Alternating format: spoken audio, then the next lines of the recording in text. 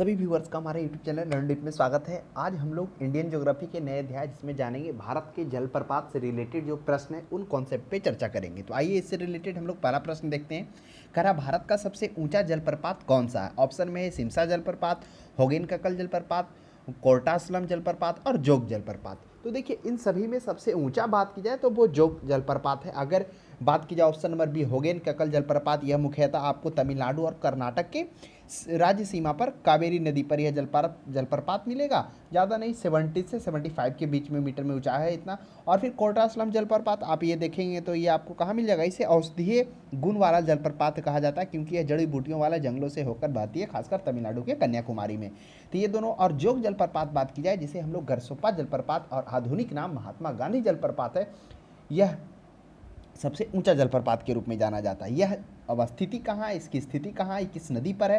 तो यह शरावती नदी है। और आपको पता होना चाहिए जो शरावती नदी है वह पश्चिमी घाट से पश्चिम की ओर बहने वाली नदियों में से आता है, क्योंकि जब आप पश्चिमी भारत में आएंगे तो आप नीचे भी बहुत सारे जो आपको पश्चिमी नहीं दक्षिणी भारत, जो दक्षिण भारत में आएंगे तो आपको बहुत सारे जो नदियाँ मिलेगी वह क्या गिरेगी? वह अरब सागर में यानी पश्चिम की ओर गिरेगी, जिसमें शरावती हो गया, पेरियार हो गया, वो आगे हम लोग देखेंगे। तो उसी में से शरावती नदी है जो पश्चिमी घाट से निकलकर वह अरब सागर में जाकर गिरती है, उसी पर यह अवस्थित है। जोग या गरसप्पा जलप्रपात कर्नाटक राज्य में अवस्थित है। तो ध्यान में रखेंगे इसकी ऊंचाई लगभग 253 मीटर के साथ सबसे ऊंचा जलप्रपात के रूप में भी जाना जाता है। नेक्स्ट दो में देखेंगे विश्व विख्यात जोग या गरसोप्पा। जोग गरसोप्पा जोग भी कहते हैं, गरसोप्पा भी कहते हैं, और आधुनिक नाम इसका जो नया नाम रखा गया है वो गांधी सागर जलप्रपात मानी महात्मा गांधी जलप्रपात के रूप में भी जाना जाता है। तो प्रश्न यह भी देखने को मिल जाता है, विश्व विख्यात जोग या गरसोप्पा। अभी हम लोग जाने कि जोग या गरसोप्पा जलप्रपात जो है वह क्या है? वह शरावती नदी। और शरावती नदी क्या है? वह पश्चिम की ओर यानी कि दक्षिण भारत में जो पश्चिमी क्षेत्र है जिसे हम लोग ये पश्चिमी घाट के रूप में भी जानते थे, जो ताप्ती नदी से लेकर तमिलनाडु के कन्याकुमारी तक उसकी क्या है? विस्तार है, जिसमें से हम लोग जाने थे कि महाराष्ट्र, कर्नाटक और गोवा में वह सह्याद्री के नाम से भी जाना जाता है पश्चिमी घाट। तो उसी पश्चिमी घाट से कर्नाटक में बहने वाली शरावती नदी उसी पर अवस्थित है। तो ऑप्शन नंबर हो जाएगा एक, कर्नाटक में अवस्थित है। क्या कौन सा जलप्रपात? जोग या गरसोप्पा। नेक्स्ट 3 में देखेंगे जोग या गरसोप्पा जलप्रपात का नया नाम, जिसकी चर्चा हम लोग अभी किए कि जोग या गरसोप्पा जो 253 मीटर के साथ सबसे अत्यधिक ऊंचाई पर भारत का सबसे ऊंचा जलप्रपात के रूप में जाना जाता है। यह कर्नाटक में शरावती नदी पर आधुनिक नाम महात्मा गांधी जलप्रपात के रूप में भी जाना जाता है।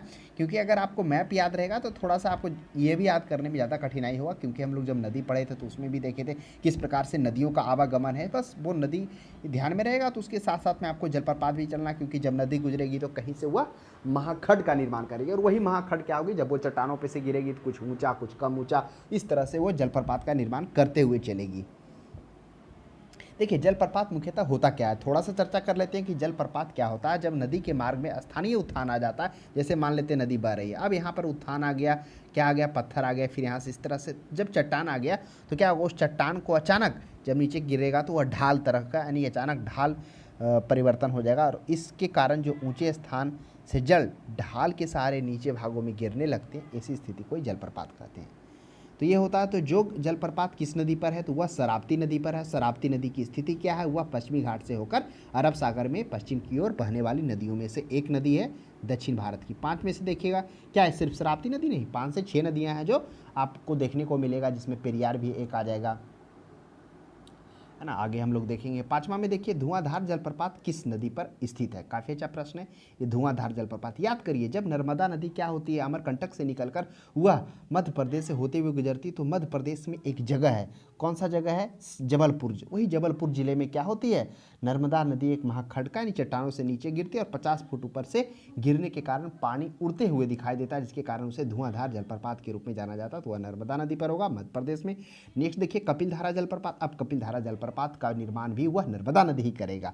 तो अभी हम लोगों ने देख लिया किस तरह से कि जबलपुर में वो क्या हो गया, नर्मदा नदी क्या हो गया, 50 फुट ऊपर के चट्टानों से गिरने के कारण उड़ते हुए पानी उड़ते हुए के कारण उसे धुआंधार जलप्रपात कहा गया। और कपिलधारा जलप्रपात मध्य प्रदेश के अमरकंटक में स्थित, जहाँ से अब नर्मदा नदी का उद्गम क्षेत्र है, वही उसी नदी पर 100 फीट ऊंचा, चारों ओर 100 फीट ऊंचा चट्टानों से होकर गिरती है, जिसे कपिलधारा जलप्रपात के रूप में जाता है। चारों ओर यहाँ खूबसूरत जंगल भी है। तो यह हो जाएगा नर्मदा नदी। तो ध्यान में रखेंगे दोनों कपिलधारा और धुआंधार जलप्रपात। आगे बढ़ते हैं हम लोग। साथ में करा शिव समुद्रम जलप्रपात किस नदी पर स्थित है? काफ़ी अच्छा प्रश्न है, याद करिए। शिव समुद्रम जलप्रपात, शिव समुद्र और श्रीरंगपट्टनम जब द्वीपों की चर्चा कर रहे थे तो हम लोगों ने पढ़ा था कि कावेरी नदी का उद्गम कर्नाटक के कोडी जिले से होती है और वह कर्नाटक होते हुए वह तमिलनाडु में जाकर फिर ये बंगाल की खाड़ी में जाकर मिलती है। तो ये था स्थिति था जिसमें हम लोगों ने देखा था। तो वह हाँ द्वीपों के बारे में तो एक जलप्रपात का भी निर्माण करता है। वह जलप्रपात क्या होता है? वह कावेरी नदी पर कर्नाटक, मतलब मुख्यतः जो शिव समुद्रम जलप्रपात है, आप कहिए कि कर्नाटक और ये ऊपर वाला क्षेत्र क्या हो गया,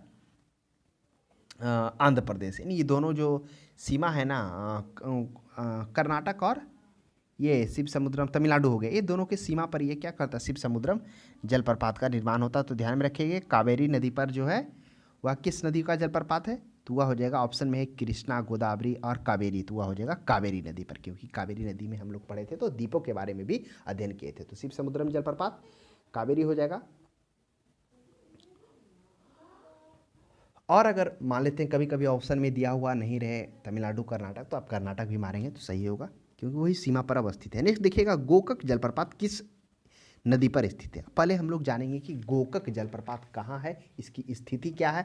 तो गोकक जलप्रपात जो है गोकक नदी पर अवस्थित है। अब ये गोकक नदी क्या है? वह घाटप्रभा नदी है। याद करिए घाटप्रभा नदी यह महाराष्ट्र में ही बहती है, महाराष्ट्र के साथ साथ कर्नाटक में ही आती है। जब महाराष्ट्र में घाटप्रभा नदी बहती है तो उसको ईसा नदी कहते हैं। जैसे कर्नाटक में जब प्रवेश करती है घाटप्रभा के नाम से आना था। जो कृष्णा का एक उपनदी, जो कृष्णा नदी है ना, जो कृष्णा का उद्गम महाबलेश्वर में हम लोगों ने देखा था। महाबलेश्वर कर्नाटक का, महाराष्ट्र का एक जगह है महाबलेश्वर, तो वहाँ से उसका उद्गम होता है। तो उसी कृष्णा नदी की सहायक नदी है घाटप्रभा, उपनदी है घाटप्रभा नदी, यानी उसमें जाकर मिलती है वो।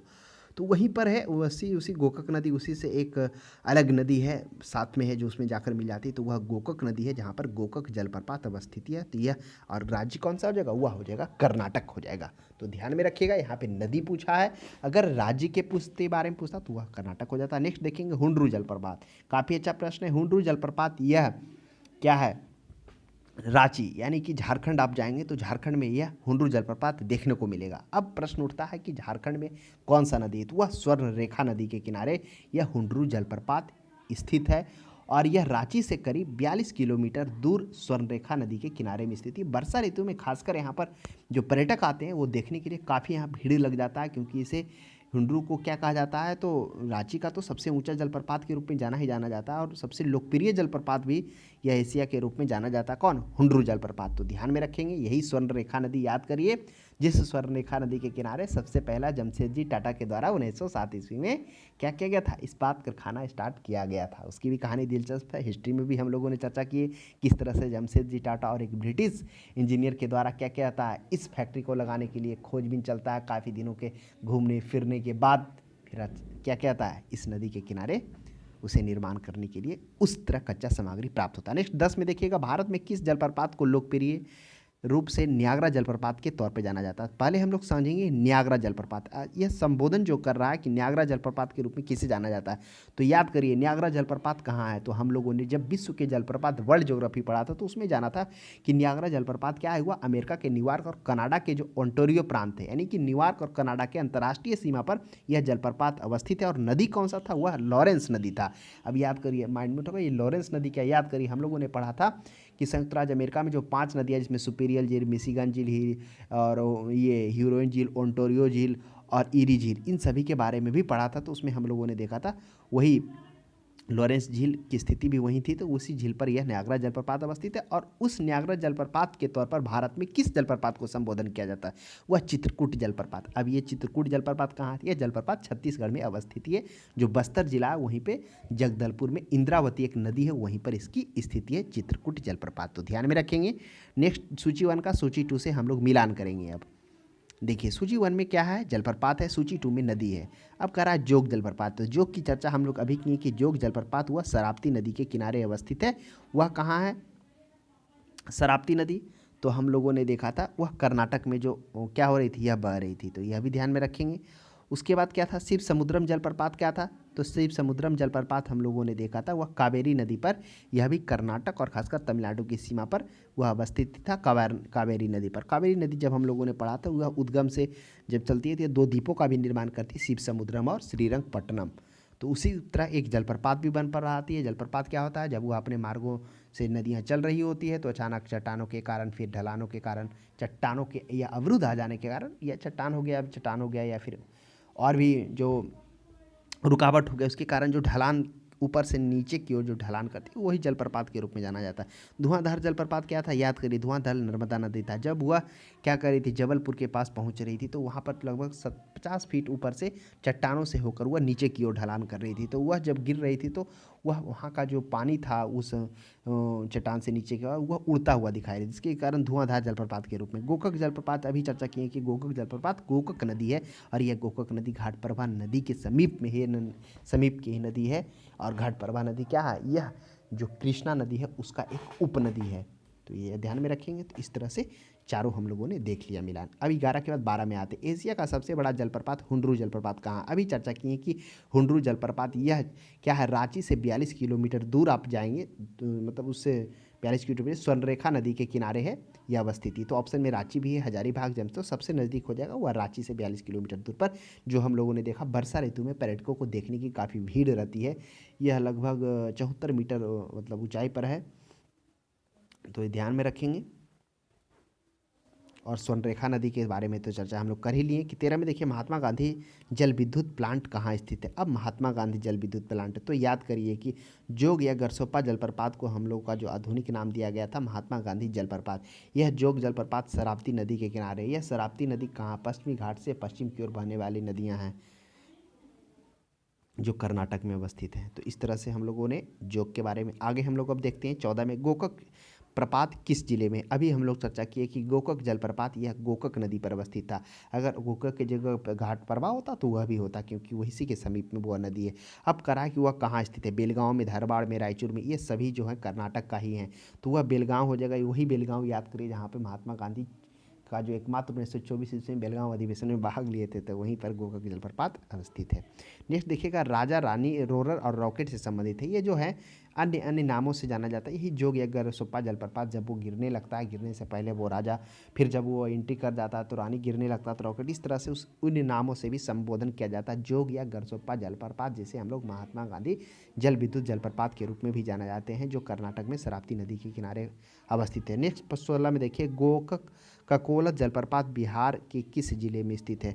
तो ककोलत जलप्रपात हुआ हो जाएगा रोहतास, तो बिहार में अवस्थित है। तो वह नवादा में आप जाएंगे तो आपको यह देखने को मिल जाएगा क्या, ककोलत जलप्रपात। हालांकि पहाड़ी क्षेत्र भी है, पहाड़ भी है ककोलत में।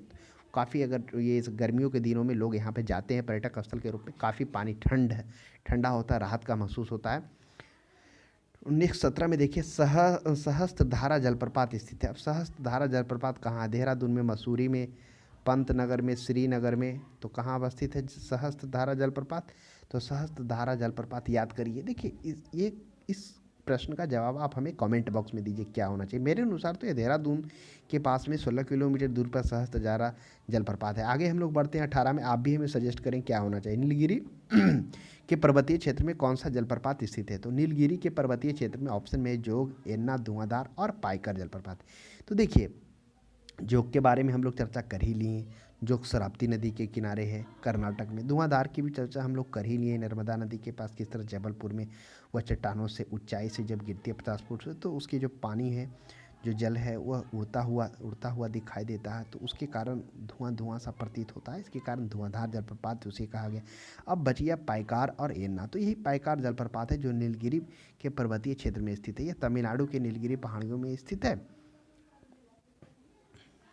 आपको ऊटी से जाएंगे तो ज़्यादा दूर नहीं, 19 किलोमीटर दूर पर ही अवस्थित है पाइकार जलप्रपात। और आप ये जो पाइकार जलप्रपात है, ये थोड़ा सा प्रसिद्ध भी है अपने आप में, क्योंकि ये जो गंधक का झरना है, कौन, पाइकार जलप्रपात है ना, त्वचा की बीमारियों के लिए काफ़ी उपयोगी होता है। जिस तरह से जो राजगीर में सप्तधारा है वो भी क्या है, त्वचा के लिए काफ़ी उपयोगी होता है। बोला जाता है त्वचा से संबंधित जो भी बीमारी है उससे जल लेने से, उससे साफ करने से, नहाने से वो दूर होता है। ठीक उसी प्रकार ये गंधक इसमें इंक्लूड है इसकी झरना में, तो इसलिए ये क्या है, त्वचा की बीमारियों के लिए उपयोगी माना जाता है। नेक्स्ट देखेंगे 19 में निम्नलिखित में से कौन सुमेलित नहीं है। अब सुमेलित नहीं है, अब शिव समुद्रम प्रपात याद करिए, शिव समुद्रम जलप्रपात कहाँ था, शिव समुद्रम जलप्रपात था कावेरी नदी पर, बिल्कुल सही है, जो हम लोगों ने देखा था कर्नाटक और तमिलनाडु की सीमा पे अवस्थित था। नेक्स्ट नीचे में आ जाते हैं सहस्त्रधारा जलप्रपात, ये बाल्दी है, बाल्दी नदी है, सही है, बाल्दी है। धुआंधार जलप्रपात हम लोगों ने देखा था नर्मदा नदी। गरसप्पा जलप्रपात कावेरी, यही गलत है, जो कि गरसप्पा हुआ कावेरी नहीं शरावती नदी पर अवस्थित था। तो ऑप्शन नंबर डी इसका सुमेलित नहीं है। 20 में देखिए निम्नलिखित में से कौन सुमेलित नहीं है, करा कि कौन सुमेलित नहीं है, तो पहला जोग, जोग है, कर्नाटक है, बिल्कुल सही बात है, जोग जो गरसप्पा जलप्रपात जिसमें महात्मा गांधी विद्युत जलप्रपात के रूप में भी जाना जा रहा था, जो कर्नाटक में शरावती नदी किनारे अवस्थित है। तो यह युग्म तो सही लग रहा। पापनासम, चलिए पापनासम रह देते हैं। आगे बढ़ते हैं, धुआंधार मध्य प्रदेश में, बिल्कुल जबलपुर में, हुंडरू झारखंड में। पापनासम पर विचार करते हैं। देखिए जो पापनासम जलप्रपात है वह पश्चिमी घाट के पोथाई हिल्स में है, तो पश्चिमी घाट के जैसे ही पोथाई हिल्स आ गया तो वह दक्षिण भारत में है, तो हिमाचल प्रदेश तो उत्तर भारत में, तो ऐसे ही गलत हो गया, तो पापनासम हो जाएगा। नेक्स्ट देखिए हम लोग नीचे बढ़ते हैं, 21 में है मिलान करना है, सुमेलित करना, जलप्रपात और नदी है। कपिलधारा जलप्रपात क्या है, कपिलधारा जलप्रपात याद करिए, यह क्या था, जब कर्मरकंटक से वो निकल रहा था तो वहाँ 100 फुट की ऊंचाई से वह चट्टानों से गिर रहा था, जिसे कपिलधारा जलप्रपात, तो गोदावरी नहीं वह नर्मदा था, तो ये तो गलत है। जोग जलप्रपात शरावती नदी है, बिल्कुल सही बात है। कर्नाटक शिव समुद्रम कावेरी, यह भी सही है, जो कर्नाटक में है, तो ये दोनों सही है। तो यहाँ पर सुमेलित पूछा सी, तो 2 या 3 हो जाएगा। नेक्स्ट हम लोग आगे बढ़ते हैं। चलिए तो ये था जलप्रपात से रिलेटेड कुछ प्रश्न, कुछ कॉन्सेप्ट जो एग्जाम में पूछे जा सकते हैं। तो आज के लिए इतना ही, अब हम लोग नेक्स्ट टॉपिक के साथ मिलते हैं, तब तक हमारी क्लास को देखने के लिए धन्यवाद।